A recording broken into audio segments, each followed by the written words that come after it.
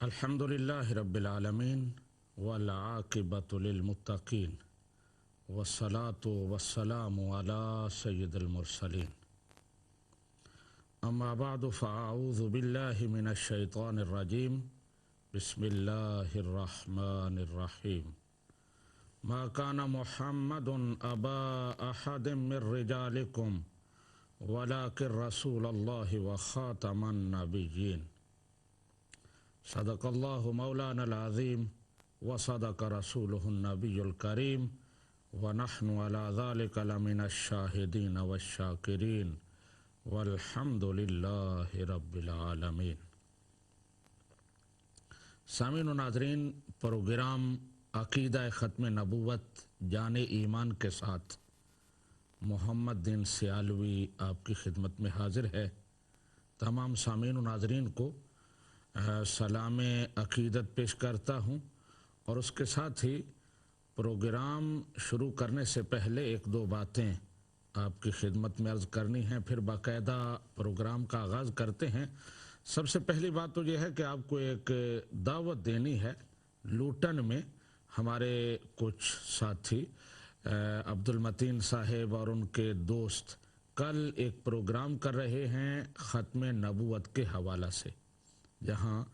میں بھی انشاءاللہ تبارک و تعالی شرکت کروں گا۔ علامہ سید ظفر اللہ شاہ صاحب اس میں خطاب فرمائیں گے، اور وہ پروگرام ڈالو کمیونٹی سنٹر لوٹن جو ہے اس میں ہوگا۔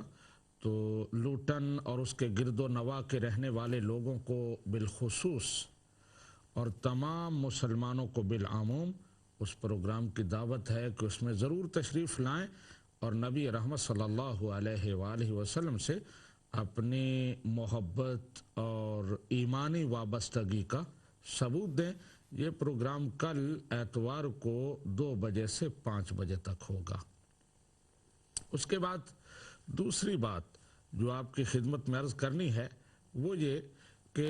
پچھلے پروگرام میں کالز کے دوران ایک کنٹروورسی پیدا ہو گئی تھی بے دھیانی میں۔ اس کی میں تھوڑی سی وضاحت کرنا چاہتا ہوں۔ اصل مسئلہ یوں ہے کہ میں نے چند سوالات اٹھائے تھے جو پچھلے کئی پروگراموں میں میں پیش کر چکا ہوں، اور قادیانی حضرات کے پاس اس کا کوئی تسلی بخش جواب نہیں ہے۔ ان میں سے ایک سوال یہ تھا کہ مرزا قادیانی صاحب کئی کتابوں میں یہ لکھتے ہیں کہ حضرت عیسیٰ علیہ السلام کی قبر جو ہے وہ کشمیر میں ہے، اور کئی کتابوں میں یہ لکھتے ہیں کہ ان کی قبر بلاد شام میں ہے، یعنی شام کے ملکوں میں ہے۔ یہ ان کا کلیم ہے، اور پھر اسے بیس بنا کر کہتے ہیں کہ وہ حضرت عیسیٰ علیہ السلام وفات پا چکے ہیں، جو بالکل غلط عقیدہ ہے، قرآن و سنت کے خلاف ہے، اجماع امت کے خلاف ہے۔ اس دوران ایک کالر آئے، انہوں نے کال کی اور یہ کہنے لگے کہ مرزا صاحب کا جو موقف ہے وہ یہ ہے کہ حضرت عیسیٰ علیہ السلام کی قبر کشمیر میں ہے۔ جو شام والا انہوں نے لکھا ہے اس کا بعد میں انہوں نے انکار کر دیا ہے، اس کا رد کر دیا ہے۔ جیسے مرزا صاحب کا مزاج ہے، ان کی فطرت ہے کہ کسی بھی مسئلے میں وہ ایک جگہ نہیں رکتے، بلکہ یوں آپ کہہ سکتے ہیں کہ وہ لڑکتے رہتے ہیں۔ ہر کوئی بھی آپ بات لے لیں، اس میں ان کے کئی موقف ہیں، کئی پیترے انہوں نے بدلے ہیں۔ ان کی کتابوں کی جو صورتحال ہے وہ بھی بڑی عجیب سی ہے۔ پہلے کتاب کا متن ہوتا ہے، پھر بعد میں جب ان کا موقف بدلتا ہے تو اسی پر حاشیہ لگا دیتے ہیں، اور نئی سوچ، نئے جو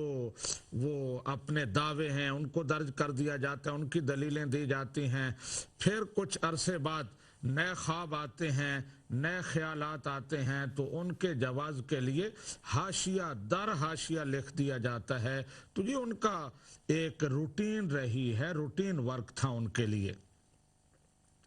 تو کالر نے کہا کہ کشمیر والی قبر اصل قبر ہے، اور دوسرا جو ہے وہ قول اس سے مرزا صاحب نے رجوع کر لیا تھا۔ تو میں نے کہا اس کا حوالہ پیش کریں، تو وہ کہنے لگے میں پھر حوالہ پیش کروں گا۔ میں نے کہا ابھی پیش کریں۔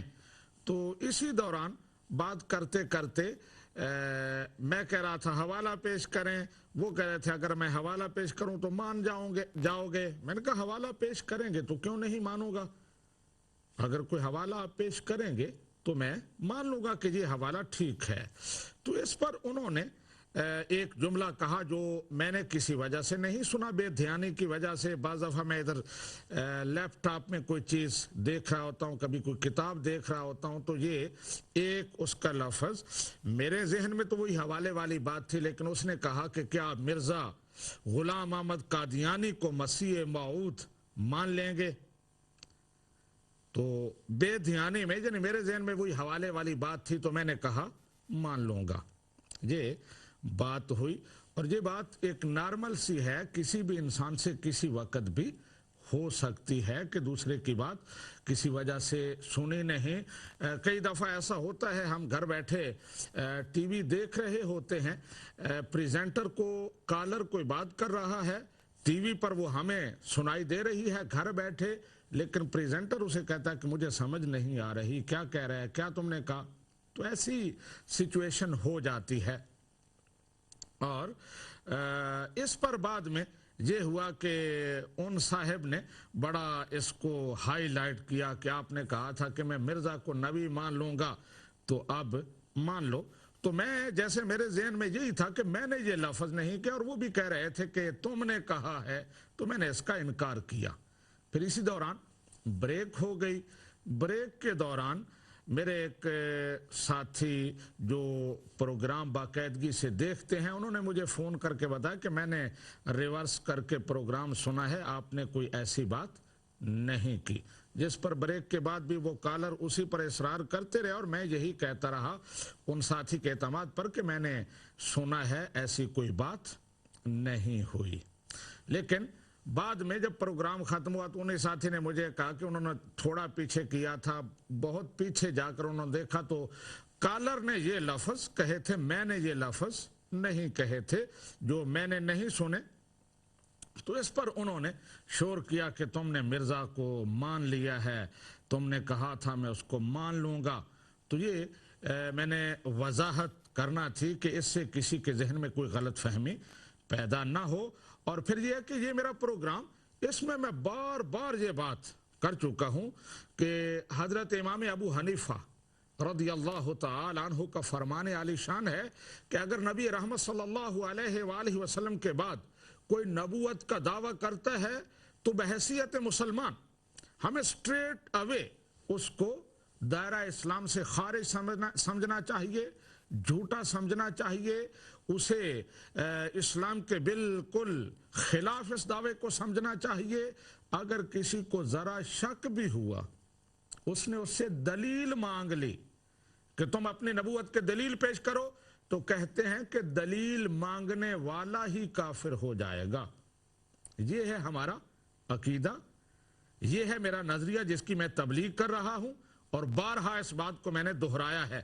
میں نے یہ لفظ بھی کہے ہیں کہ میں یہ جو حوالے پیش کرتا ہوں اس لیے نہیں کہ مجھے کوئی شک ہے، میں اپنی تشویش کو دور کرنا چاہتا ہوں۔ یہ تضادات، یہ جھوٹ، یہ قرآن پاک کی تحریف، یہ احادیث کی تحریف، یہ میں اس لیے پیش کرتا ہوں کہ جو لوگ غلط فہمیوں کا شکار ہیں، ہو سکتا ہے اس ذریعے وہ سمجھ جائیں، ورنہ مجھے کسی تسلی کی ضرورت نہیں ہے۔ اور میں نے یہ بھی کہا ہے کہ اگر مرزا صاحب سورت و سیرت کے حوالے سے بہت بلند مرتبہ کے مالک ہوتے، ظاہری حسن بھی ہوتا، مانوی حسن بھی ہوتا، علم و عمل، زہد و تقوی، ایمان کی مضبوطی اور اللہ تبارک و تعالیٰ کا قرب، ہر چیز مانی ہوئی ہوتی، لیکن پھر وہ نبوت کا دعویٰ کر دیتے، تو ان کے نبوت کے دعوے کی وجہ سے اسلام کے اصول کے مطابق ان کا سب کچھ خاکستر ہو جاتا۔ اور پھر ہم یہ نہ دیکھتے کہ وہ کتنے صاحب تقویٰ تھے، کتنے سچے تھے، قرآن کے کتنے بڑے مفسر تھے، اسلام کے کتنے بڑے مبلغ تھے، बस जब उन्होंने इस्लाम के एक इजमाई अकीदा का इनकार कर दिया, ख़त्म नबूवत का, ला नबी आबादी का, ख़ातमुन नबीयीन का, तो फिर उसके बाद कोई गुंजाइश नहीं रहती कि उनको हम दलील का या सफाई का मौका दें और उन्हें कहें कि तुम ये साबित करो। तो ये है हमारा मौक़िफ़ और मैं इसी की तबलीग कर रहा हूं। इसलिए इसको इस अंदाज में पेश करना कि मैंने ये कह दिया उस कॉलर के कहने पर कि मैं मान लूंगा, मिर्ज़ा साहब को मान लूंगा, तो ये बिल्कुल गलत बात है जिसकी कोई हैसियत नहीं है। और फिर ये एक मुसल्लमा हकीकत है, शरीयत का उसूल है कि कोई भी बात इंसान गैर इरादी तौर पर कोई भी बात कह सकता है, तो जब तक उसका इरादा नहीं है, लाशऊर में कोई भी बात कही जा सकती है। मैं अभी उसकी एक मिसाल आपको पेश करता हूं। बड़ी मशहूर हदीस मुबारक है। नबी करीम सल्लल्लाहु अलैहि वसल्लम ने तौबा की फजीलत बयान करते हुए इरशाद फरमाया कि जो शख्स तौबा करता है, अल्लाह तबारक व तआला उससे इतना खुश होता है कि उसको आपने एक मिसाल के जरिए बयान किया। आपने फरमाया जैसे एक आदमी सफर कर रहा हो, सहरा में हो और उसके पास उसका ज़ादे राह हो, वो ज़ादे राह उसका ख़त्म हो जाए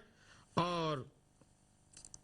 वहां न पानी है न खाने की चीज है, कहीं कोई आबादी नहीं है, इस परेशानी में वो है और परेशानी के आलम में वो कहीं सो जाता है मायूस होके कि अब मौत का इंतजार है, मुझे बचाने के लिए कोई नहीं आएगा, न खाने की कोई चीज है न पीने की कोई चीज है, मायूस होके सो जाता है। जब सो के उठता है तो अचानक देखता है कि उसके सामने उसकी वो सवारी जो गुम हो गई थी वो खड़ी है, उस पर उसका ज़ादे राह है, उसके लिए पानी है, खाने पीने की चीजें हैं। वो उनको देखकर बहुत खुश होता है, बहुत खुश होता है, इतना खुश होता है कि खुशी के जज्बात में वो जैसे बदहवास हो जाता है, अपने वो हवास खो बैठता है और कहता है अल्लाहुम्मा अंता अब्दी व आना रब्बुक, ऐ इलाहुल आलमीन, तू मेरा बंदा है और मैं तेरा रब हूं। अब ये अल्फाज नबी रहमत सल्लल्लाहु अलैहि वसल्लम बयान फरमा रहे हैं कि बंदा लाशऊरी तौर पर ये अल्फाज कह बैठता है लेकिन उस पर कोई फतवा नहीं है। ऐसे ही अनइंटेंशनली, गैर इरादी तौर पर, लाशऊरी तौर पर अगर कोई आदमी कोई ऐसा लफ्ज बोलता है तो शरीयत में उसके लिए माफी है, लेकिन मैंने कोई ऐसा लफ्ज न बोला है और ना ही मैं बोल सकता हूं। किसी ने बोला है, मैंने नहीं सुना, उसने उसको वो हाईलाइट करने की कोशिश की है, तो इसकी कोई हैसियत नहीं है। तो सामीन व नाजरीन, ये थी वो वजाहत जो मैंने आपकी खिदमत में पेश करना थी कि इससे जो गलत फहमी और जो एक गलत रंग उसको दिया जा रहा है उसकी कोई हैसियत नहीं है। मैंने ये हदीस मुबारक आपको दिखानी थी, लेकिन यहाँ मेरे कंप्यूटर को, लैपटॉप को कोई प्रॉब्लम हो रहा है, वरना मैं ये हदीस मुबारक आपको स्क्रीन पर दिखाता। बहुत सारी चीज़ें मैंने और भी आपको दिखानी है, स्क्रीन पर दिखानी है। और पिछले प्रोग्राम में हम बात कर रहे थे इल्हामी तफसीर की, उस पर भी मैंने आपको वो इल्हामी तफसीर की हकीकत भी बतानी है। बल्कि मैं तो यूं कहता हूं कि वो इल्हामी तफसीर नहीं है बल्कि गुलामी तफसीर है, उसमें कोई इल्हाम वाली बात नहीं है। उस पर इंशाअल्लाह तबारक व तआला बात आगे चल के होगी। लेकिन जैसे हमारा मामूल है कि मैं प्रोग्राम के शुरू में प्रोग्राम का तारुफ पेश करता हूं कि अकीदा ख़त्म नबूवत जाने ईमान, ये प्रोग्राम, इसका मैसेज क्या है, اس کا پیغام کیا ہے؟ بار بار میں وہ الفاظ دہراتا ہوں تاکہ ہر مسلمان کے دل میں یہ الفاظ کندہ ہو جائیں، اس طرح پختہ ہو جائیں کہ پھر گمراہی کا کوئی طوفان ان کو مٹا نہ سکے۔ عقیدہ ختم نبوت کیا ہے؟ کہ نبی کریم صلی اللہ علیہ وآلہ وسلم آخری نبی ہیں، آپ کے بعد کوئی نبی نہیں آئے گا۔ قرآن و سنت نے اس عقیدہ کو بڑی صراحت کے ساتھ سینکڑوں آیات میں اللہ تبارک و تعالی نے بتایا، اور سینکڑوں احادیث میں نبی رحمت صلی اللہ علیہ وآلہ وسلم نے بتایا کہ لا نبی بعدی، میرے بعد کوئی نبی نہیں ہوگا، بلکہ یہاں تک کہہ دیا، پیشین گوئی فرما دی کہ میرے بعد آئیں گے 30 جھوٹے کذاب دجال آئیں گے، وہ نبوت کا دعویٰ کریں گے لیکن وہ جھوٹے ہوں گے، اس لیے کہ انا خاتم النبیین ولا نبی بعدی، میں آخری نبی ہوں، میرے بعد کوئی نبی نہیں ہوگا۔ قادیانی اکثر دھوکہ دیتے ہیں سادہ لوح مسلمانوں کو، یہ کہتے ہیں کہ احادیث میں آیا ہے کہ حضرت عیسیٰ علیہ السلام دوبارہ آئیں گے اور قیامت کے قریب وہ آئیں گے اور نبی کریم صلی اللہ علیہ وآلہ وسلم کے مشن کی تجدید کریں گے، تو کہتے ہیں کہ اس عیسیٰ سے مراد حضرت عیسیٰ بن مریم نہیں ہے، بلکہ ان کی صفات کا حامل کوئی اور شخص ہے۔ اب سوال یہ پیدا ہوتا ہے کہ احادیث میں عیسیٰ بن مریم کے الفاظ بار بار آتے ہیں، اب کوئی نتھو پھتو اپنے آپ کو کہے کہ میں اس کا مصداق ہوں تو کیسے کوئی مان لے؟ کوئی بھی اٹھے جی میں عیسیٰ بن مریم سے مراد میں ہوں، تو کیا دلیل ہے اس کی؟ کیوں اس کو مان لیں؟ عقل اس بات کو نہیں مانتی۔ پھر ایک اور بات جو بڑی اہم میں آپ کو عرض کرنا چاہتا ہوں، وہ یہ کہ بڑا آسان طریقہ ہے اس حقیقت کو پرکھنے کا، وہ یہ ہے کہ اگر امت 1300 سال سے ایک موقف پر متفق چلی آ رہی ہے، ایک نظریہ کا پرچار کرتی چلی آ رہی ہے، کتابوں میں لاکھوں کتابوں میں لکھا جا رہا ہے، ہر دور میں مجدد مفسر فقی اس کی تبلیغ کر رہے ہیں، اور 1300 سال کے بعد ایک شخص اٹھتا ہے اور اس موقف سے روگردانی کر لیتا ہے، کہتا ہے وہ غلط ہے اور میں جو بتا رہا ہوں وہ حقیقت ہے۔ تو سامعین و ناظرین، اب ہمارے پاس دو راستے ہیں۔ ایک تو یہ ہے کہ یہ مان لیں کہ پوری امت 1300 سال تک، نعوذ باللہ من ذالک، 1300 سال تک گمراہی پر جمی رہی، اور آج یہ شخص پیدا ہوا ہے جسے حق کی خبر ہوئی ہے، جس پر حق منکشف ہوا ہے، 1300 سال پوری امت گمراہی پر جمی رہی۔ یہ موقف قطعاً ناقابل قبول اور اس کو ماننا ناممکن، اس لیے کہ نبی کریم صلی اللہ علیہ وآلہ وسلم نے ارشاد فرمایا لن تجتمع امتی علی الضلالہ، میری امت گمراہی پر کبھی جمع نہیں ہوگی، بلکہ امت کا اکثر حصہ ہمیشہ حق پر قائم رہے گا۔ یہ نہیں ہو سکتا کہ پوری کی پوری امت گمراہی پر مجتمع ہو جائے اور گمراہی پر پکی ہو جائے، ایسا نہیں ہو سکتا۔ تو اب کیا ہوگا اگر ہم یہ کہیں کہ حضرت عیسیٰ علیہ السلام وفات پا گئے، ان کی جگہ جو آئے گا وہ ان کا مثیل ہوگا، جو ان کی صفات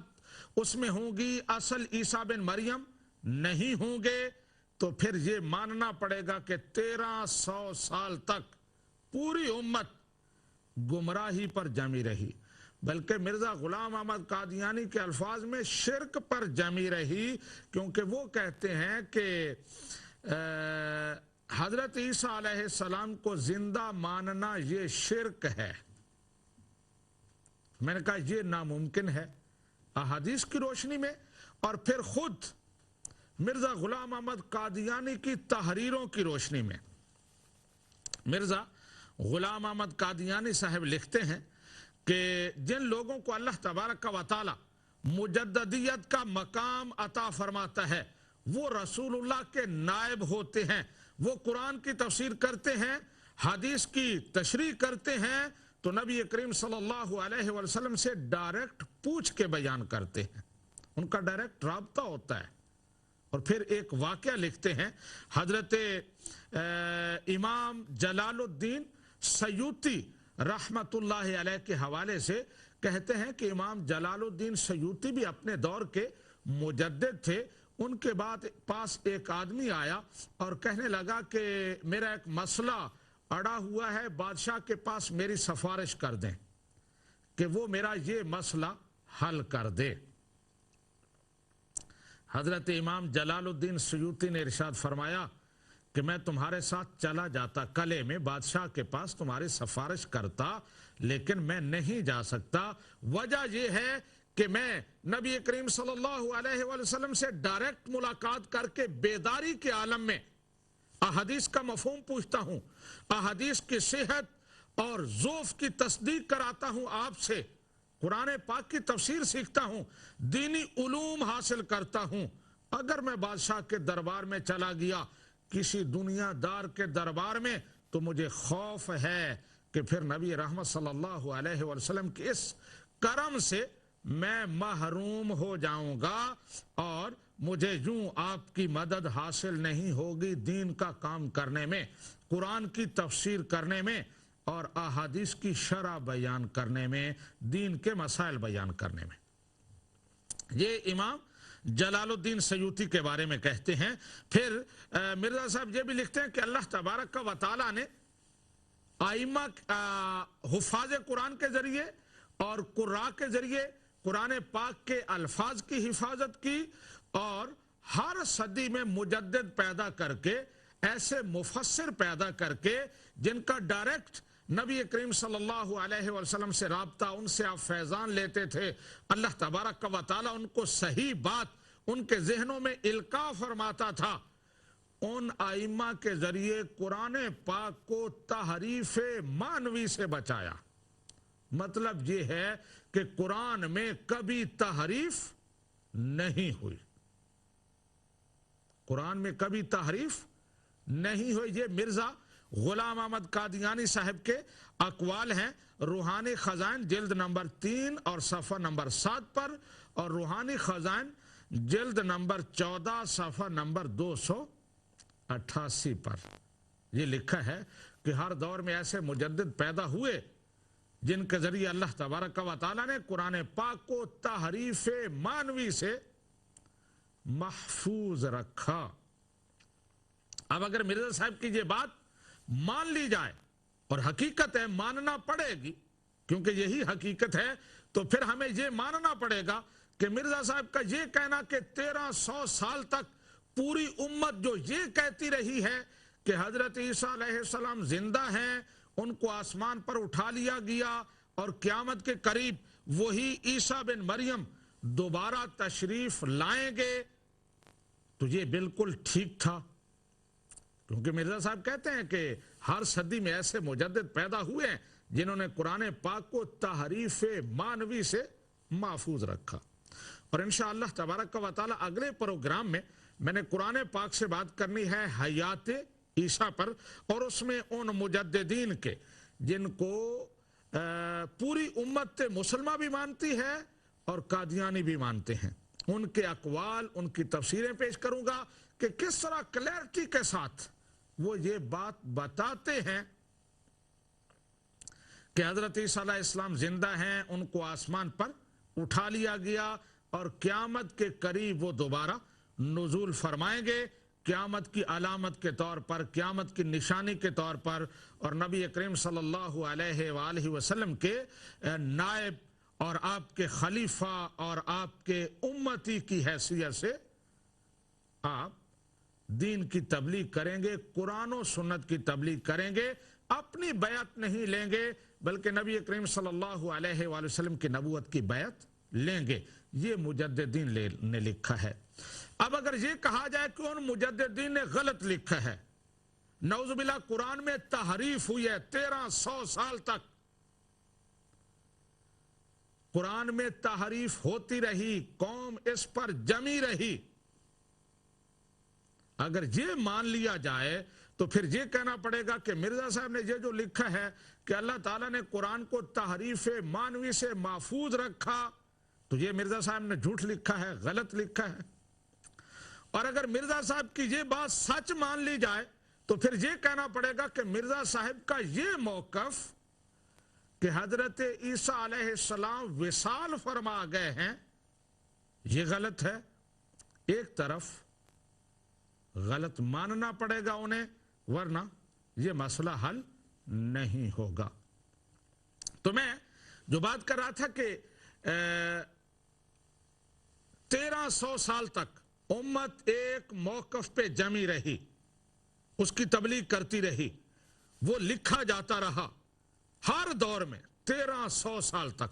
1300 سال کے بعد ایک فرد اٹھتا ہے، وہ کہتا ہے کہ یہ غلط ہے، حقیقت یہ ہے. تو میں نے کہا دو راستے ہیں. ایک یہ ہے کہ تمام امت کو گمراہ مان لیا جائے اور اس ایک فرد کو سچ مان لیا جائے. یہ ناممکن ہے، اس لیے کہ حدیث پاک کہتی ہے امت گمراہی پر جمع نہیں ہو سکتی. اور وہ آدمی خود جو یہ کر رہا ہے وہ خود یہ کہتا ہے کہ قرآن میں کبھی مانوی تحریف نہیں ہوئی، ہر دور میں قرآن کی صحیح تفسیر ہوتی رہی ہے. ایسے ائمہ اور مجدد پیدا ہوتے رہے ہیں.